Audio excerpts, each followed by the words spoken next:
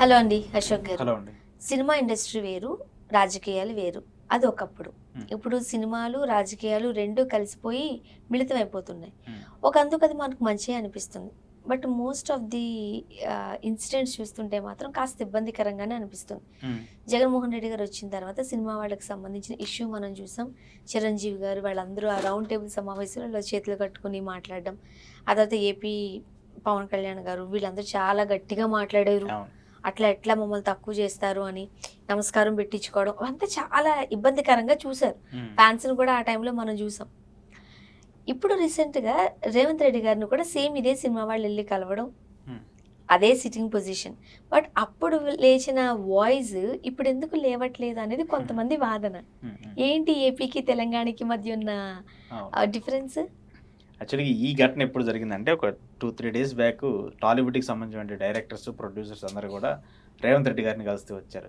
అది ఒక రాష్ట్రానికి సంబంధించిన ముఖ్యమంత్రిని కలవడం అదేం తప్పేం కాదు. ఒక ఇండస్ట్రీకి సంబంధించిన వ్యక్తులు. ఎందుకంటే ఇక్కడ వాళ్ళు ఇక్కడ ఉంటున్నారు కాబట్టి వాళ్ళకి రావాల్సినటువంటి రాయితీలు కావచ్చు, సినిమాలకు సంబంధించిన వ్యవహారం కావచ్చు, ఇంకా ఇండస్ట్రీని ఎస్టాబ్లిష్ చేయడం కావచ్చు, ఇలాంటి పరిణామాలు కలుస్తూ వచ్చారు.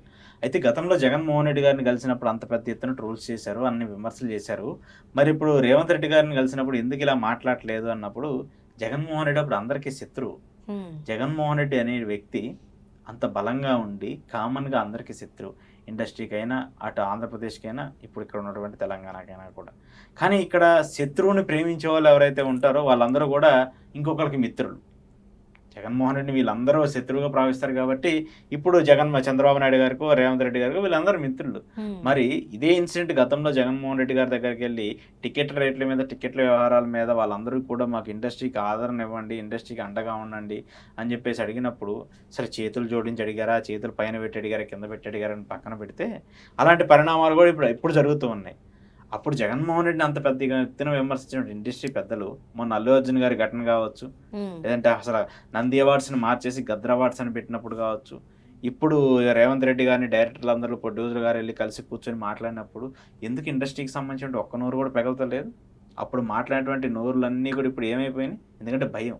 హ్మ్. ఎందుకు భయం అంటే, ఇక్కడ మన ఆస్తులున్నాయి, ఇక్కడ మన ప్రాపర్టీస్ ఉన్నాయి, ఇక్కడ మన మాల్స్ ఉన్నాయి, ఇక్కడ మనకు సంబంధించిన స్టూడియోలున్నాయి. రేపు ఏదన్నా వ్యతిరేకంగా మాట్లాడామనుకోండి ప్రభుత్వానికి వ్యతిరేకంగా, అవన్నీ ఆగిపోతాయి గదా! వాటన్నిటికి పర్మిషన్స్ ఉండవు గదా! గతంలో మనం చూస్తూ వచ్చాం కదా! చాలా ఇన్సిడెంట్లు ఏం జరుగుతూ వచ్చాయి. సినిమా వాళ్ళకి అవును. సంబంధించినటువంటి నాగార్జున గారికి సంబంధించినటువంటి కూల్ ఇన్కన్వీనియన్స్ చేసినప్పుడు ఏమైంది? కావచ్చు, హ్మ్. లేదంటే అల్లు అర్జున్ గారికి సంబంధించినటువంటి ఇష్యూ మీద వచ్చినప్పుడు నిజంగా అది నిజంగా అది తప్పు. ఇప్పుడు ఒక వ్యక్తి అక్కడికెళ్ళినప్పుడు ఆ పాప ఆ మదర్ చనిపోయింది. ఆ బాబు హాస్పిటల్‌లో అలా కొట్టుమిట్టాడుతూ ఉన్నప్పుడు స్టిల్ ఇప్పటికి గూడా అతను ఇంకా చిన్న చిన్న ఇబ్బందులతో ఇబ్బంది అవును. పడుతూ ఉన్నాడు. అనారోగ్య సమస్యలతో. సో, అలాంటి వాటి మీద ప్రభుత్వం వాళ్ళకంటూ కొన్ని చర్యలు తీసుకోవాలి. ఎందుకంటే సెలబ్రిటీగా ఉన్నప్పుడు మీరు ఎప్పుడు పడితే అప్పుడు నేను బయటకొస్తాను, నా ఇష్టం వచ్చినట్టు కార్‌లో తిరుగుతాను, నా ఇష్టం వచ్చినట్టు చేతులు ఊపుతాను కుదరదు. జనాలకి సంబంధించినటువంటి ఇంపార్టెన్స్ ఉంటది. వాళ్ళకి సంబంధించిన సెక్యూరిటీ ప్రాబ్లమ్స్ ఉంటాయి. అలాంటివన్నిటిని వాళ్ళు టేక్ కేర్ చేసుకోవాలి. సో, అలా గాకుండా మీరు మా ఇష్టం వచ్చినట్టు మేము చేస్తాం. మా సినిమాకి 1,00,000 మంది ఫ్యాన్స్‌ని పిలిపించుకుంటాం. అభిమానులు పిలిపించుకొని ఒక ప్రీ రిలీజ్ ఈవెంట్ పెడతాం అంటే, ఇక్కడ ప్రభుత్వం సెక్యూరిటీ ఇచ్చే పరిస్థితిలో ఉంది. ప్రభుత్వం సెక్యూరిటీ ఇవ్వకపోతే, ఆ తర్వాత ఇలాంటి ఘటనలు తొక్కిసలాటలే జరుగుతాయి. ఇలాంటి ప్రాణాలు కోల్పోవాల్సిన పరిస్థితులొస్తాయి. సరే అది పక్కన పెట్టేస్తే, ఇప్పుడు జగన్మోహన్ రెడ్డి గారిని, రేవంత్ రెడ్డి గారిని ఎందుకు కంపేర్ చేస్తున్నారంటే, జగన్మోహన్ రెడ్డి గారిని ఇండస్ట్రీకి సంబంధించిన వ్యక్తులందరూ కలిసిన తర్వాత జగన్మోహన్ రెడ్డి గారు పాజిటివ్‌గా రెస్పాన్స్ అయ్యారు. రెస్పాన్స్ అయిన తర్వాత ఇండస్ట్రీకి సంబంధించిన టికెట్ల వ్యవహారం మీద రేట్లు పెంచుకోమని చెప్పి పర్మిషన్ ఇచ్చారు. ఆ తర్వాత వైజాగ్‌లో స్థలాలు ఇచ్చారు. ఇక్కడ జూబ్లీ హిల్స్, బంజారా హిల్స్ లాంటి ఒక సిటీని ఒక టౌన్స్‌ని మీరు ఎలా అయితే డెవలప్ చేశారో, అలానే వైజాగ్‌లో కూడా డెవలప్ చేయమని చెప్పారు. మీకు నచ్చితే చేయండి. నచ్చకపోతే వదిలేయండి. ఇప్పుడు జగన్మోహన్ రెడ్డి ఓడిపోయాడు. ఆయన మళ్ళీ రాడని చెప్పేసి మీకు సంబంధించిన మీ ఇండస్ట్రీకి సంబంధించిన వ్యక్తులందరూ చెప్తూ ఉన్నారు కదా! హ్మ్. చంద్రబాబు నాయుడు గారు ఆయన కూడా ఇండస్ట్రీకి సంబంధించిన వ్యక్తే ఒక విధంగా చెప్పాలంటే. ఎందుకంటే ఎన్టీ రామారావు గారు ఇండస్ట్రీకి సంబంధించిన వ్యక్తే కదా! ఆయన పెట్టినటువంటి పార్టీయే కదా అదంతా. తెలుగుదేశం పార్టీ అంటే. సో, అలా ఉన్నప్పుడు మీకు నచ్చిన వాళ్ళని మాత్రమే మీరు ప్రేమించి, మీకు నచ్చని వాళ్ళు మాత్రం అధికారంలోకి వస్తేనో, వాళ్ళు పవర్‌లో ఉంటేనే వాళ్ళని మీరు శత్రువులుగా భావిస్తామంటే, ఇప్పుడు ఇట్లానే ఉంటది. ఇప్పుడు ఇక్కడ రేవంత్ రెడ్డి గారు అలానే చూస్తూ ఉన్నారు. మురళీమోహన్ గారు గతంలో చాలా పెద్ద పెద్ద మాటలు మాట్లాడారు పాపం ఆయన.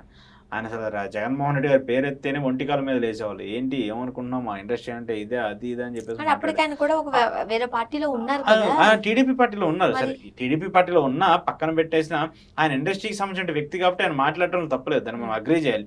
కానీ ఇప్పుడు అదే ఇండస్ట్రీకి సంబంధించిన వ్యవహారం తెలంగాణలో జరుగుతుంటే ఎందుకు మాట్లాడట్లేదు? ఎందుకంటే ఇక్కడ మీ కన్‌స్ట్రక్షన్ కంపెనీలున్నాయి జైబేరి. మీ మీ అవును. ఆఫీసులున్నాయి. మీ ఆస్తులున్నాయి. అక్కడంటే ఆంధ్రప్రదేశ్లో ఏం లేవు కాబట్టి మనం అక్కడ ఎలా అయినా మాట్లాడొచ్చు, ఆచితూచి మాట్లాడచ్చు. అది కేవలం రాజకీయానికి సంబంధించిన అంశంగా మనం మాట్లాడొచ్చు. కానీ ఇక్కడ రాజకీయానికి సంబంధించిన అంశంగా మనం చూడలేం కదా. ఇది మన వ్యవహారం, మన ఆస్తులు, మన ప్రాపర్టీస్ సంబంధించిన ఇష్యూ కాబట్టి అలా మాట్లాడరు. అలా చాలామంది ఉన్నారు. నాట్ ఓన్లీ ఆయన ఒక్కడైనా కదా, చాలామంది ఉన్నారు. అలాంటి వ్యక్తులందరూ కూడా ఇప్పుడు రేవంత్ రెడ్డి గారి దగ్గరికి వెళ్ళి చేతులు కట్టుకొని కూర్చొని అల్లు అరవింద్ గారు, సురేష్ బాబు గారు వీళ్ళందరూ కూడా అక్కడ కూర్చొని మాట్లాడుతున్నారంటే ఈరోజు వాళ్ళ ప్రాపర్టీస్ని కాపాడుకోవడం కోసమే కదా. అయితే జగన్మోహన్ రెడ్డిని ఆయన మనకు శత్రువు కాబట్టి అప్పుడు పవన్ కళ్యాణ్ గారు అలా మాట్లాడారు. ఇప్పుడు పవన్ కళ్యాణ్ గారు కూడా ఈ ఇష్యూ కూడా చూసి పాపం మాట్లాడితే బాగుంటుందని నేను అనుకుంటున్నాను. ఎందుకంటే అప్పుడు జగన్మోహన్ రెడ్డి మీద వితండవాదం చేసి మరి ఆయన మాట్లాడారు కదా, నువ్వేమనుకుంటున్నావు జగన్మోహన్ రెడ్డి అది ఇది అని చాలా పెద్ద ఎత్తున మాట్లాడారు కదా. మరి ఇప్పుడు అదే రేవంత్ రెడ్డి గారిని కూడా ఇప్పుడు నువ్వేమనుకుంటున్నావు రేవంత్ రెడ్డి, మా ఇండస్ట్రీ వాళ్ళందరూ నీ దగ్గరకు వచ్చి చేతులు పెట్టుకొని కూర్చోవాలా, మా ఇండస్ట్రీ వాళ్ళందరూ నీ దగ్గరకు వచ్చి టికెట్ల రేట్లు పెంచమని అడగాల, మేము మిమ్మల్ని అడుక్కోవాలని చెప్పేసి రేవంత్ రెడ్డి గారిని కూడా ఆ కామెంట్ చేస్తే ప్రజలందరూ అప్రిషియేట్ చేస్తారు. అప్పుడు జగన్మోహన్ రెడ్డిని తిట్టారు కదా, ఇప్పుడు రేవంత్ రెడ్డి కూడా తిట్టారు. ఎందుకు ఆయనే అన్నారు కదా, ఈసారి సినిమా వాళ్ళు చిన్న వాళ్ళు వస్తే మేము అసలు కలవము. ఇది పవన్ కళ్యాణ్ గారు అన్న మాటలే కదా. ఎవరైతే సంఘం తరపున ఉంటారో వాళ్ళు వస్తేనే మేము మాట్లాడతామని కూడా గట్టిగానే చెప్పారు. ఎందుకు ఆయన సినిమాలకి ఆ సంఘం అంతా రాకుండా వాళ్ళ ప్రొడ్యూసర్ ఒక్కడే వెళ్తే టికెట్ రేట్లు పెంచారు. హరిహర వీరమల్లుకు పెంచారు కదా. సంఘం అంతా వచ్చిందా, ప్రొడ్యూసర్ కౌన్సిల్ మొత్తం వచ్చిందా, రాలేదు కదా. ఆయన ప్రొడ్యూసర్ ఒక్కలే వెళ్ళారు, రత్నం గారు ఒక్కలే వెళ్ళారు, ఆ తర్వాత నాగవంశీ గారు వెళ్ళారు ఆయన సినిమాకి సంబంధించి టికెట్ రేట్లు పెంచుకోవడం కోసం. తెలంగాణలో జీవో ఇస్తారు, పాస్ చేస్తారు, సంతకం చేస్తారు, అయిపోయింది. మరి ప్రొడ్యూసర్ కౌన్సిల్ అంతా రావాలి కదా. మరి ఎందుకు రాలేదు ప్రొడ్యూసర్ కౌన్సిల్? ఎందుకంటే వీళ్ళకి అధికారం ఉంది కాబట్టి మనం ఏం చెప్పినా సాగుద్ది, మనం ఏం చేసినా చెప్పిద్ది. అంటే మన సినిమాల వరకు ఒక లెక్క, ఇండస్ట్రీ సినిమాల వరకు ఇంకో లెక్క. మిగతా వాళ్ళ సినిమాలకు అనుకోండి ప్రొడ్యూసర్ కౌన్సిల్ అందరూ వెళ్ళాలి, వాళ్ళందరూ కూడా ఒక జీవో పట్టుకెళ్ళి టాలీవుడ్ నుంచి లేదంటే మా నుంచి తీసుకెళ్ళి అక్కడ ఒక సంతకం పెట్టి ఇక్కడ ఒక సంతకం పెట్టుకొని తిరగాలి. అదే పవన్ కళ్యాణ్ గారి సినిమానో, రామ్ చరణ్ గారి సినిమానో, లేదంటే బాలకృష్ణ గారి సినిమానో ఇలాంటి వాళ్ళకైతే ఇలాంటి అవసరాలు ఏమి ఉండవు. డైరెక్ట్గా వాళ్ళ సినిమాలు కాబట్టి ఒక ఫోన్ చేసి చెప్తారు, వెంటనే జీవో పాస్ చేయండి, రేపటి నుంచి సినిమాలు 600 అంటే 600, 1000 రూపాయలు అంటే 1000 రూపాయలు, పొద్దున్నే 2ంటికే బెనిఫిట్ చేయాలంటే 2ంటికే వేయండి, లేదంటే రాత్రి 11 గంటల నుంచి అయినా బెనిఫిట్ చేయాలండి.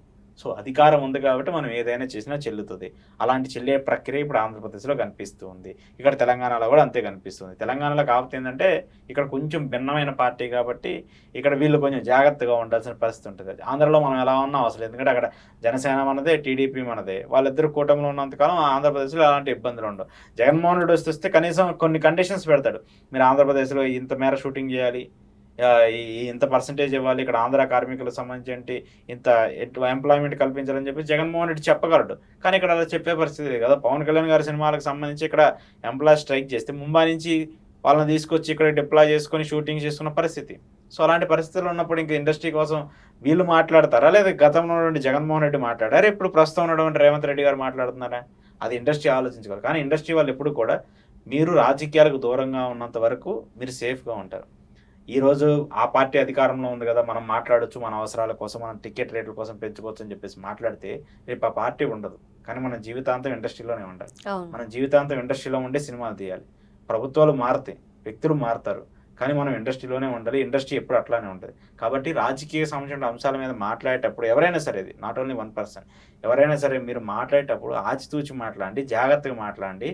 కుదిరినంత వరకు ఇలాంటి విషయాల్లో అసలు సైలెంట్గా ఉంటే బెటర్.